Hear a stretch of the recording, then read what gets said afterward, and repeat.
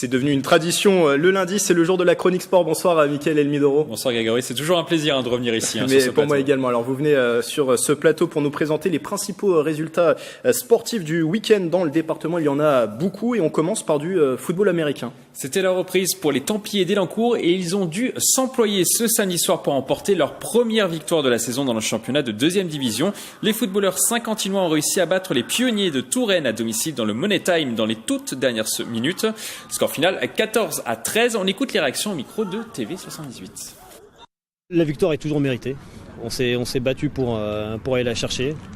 On était mené tout le match. On est parti le chercher sur le dernier drive. Et au final, on a juste marqué un point de plus que les autres.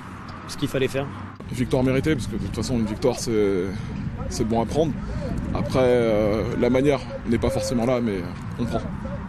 Et il faut dire que les Templiers se sont fait très peur, Grégory, eux qui espéraient passer une soirée tranquille à la mi-temps. Ils étaient menés à 6-0 sur le terrain face à ces Pionniers de Touraine. Les explications avec le joueur David Pradel.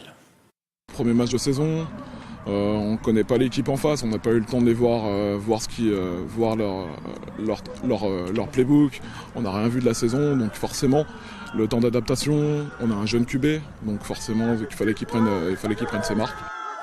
Les Templiers devront trouver leur marque rapidement. Les footballeurs se déplaceront sur le terrain des Diables Rouges de Villepinte ce samedi 19 janvier. Une équipe qui prétend également à une montée en fin de saison. Et après le football américain, on passe à un autre sport de contact qui ressemble aussi au foot US, c'est le rugby. On prend la direction de Versailles. Rien n'arrête Versailles. Les hommes de la Cité Royale ont remporté une 10e victoire consécutive ce dimanche 13 janvier. Leur victime du jour, Montesson, 2e du classement. Les Versaillais l'ont emporté 16-5, mais cette fois-ci sans panache. Une réaction au micro de Manon Varaldo. Les objectifs sont clairs, c'est-à-dire que nous, on ne veut rien lâcher. On va essayer de gagner tous nos matchs comme on le fait tous les week-ends. Le but va être aussi d'intégrer pas mal de joueurs, comme on l'a fait avec des rotations, pour que tout le monde puisse goûter la belle aventure. Et bien évidemment, on va essayer d'aller le plus loin possible après.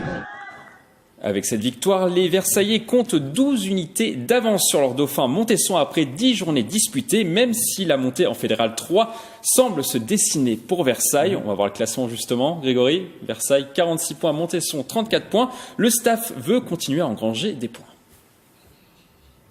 Et on n'a pas l'interview malheureusement, Mickaël, mais c'est pas grave, on pourra peut-être la retrouver dans votre 7-8 Exactement. Sport dans un instant. En tout cas, pour continuer sa série d'invincibilité, Versailles se rendra sur le terrain de Gif-sur-Yvette, le 8e du classement, ce dimanche 20 janvier. Et je note ce rendez-vous car c'est à côté de chez moi, dans l'Essonne. Mickaël, pour votre 7-8 Sport, quel est le programme? Quelle est la suite du programme? On parlera forcément des Templiers d'Élancourt, du RC Versailles qui a remporté également une très belle victoire ce week-end, et on parlera de Paris-Nice.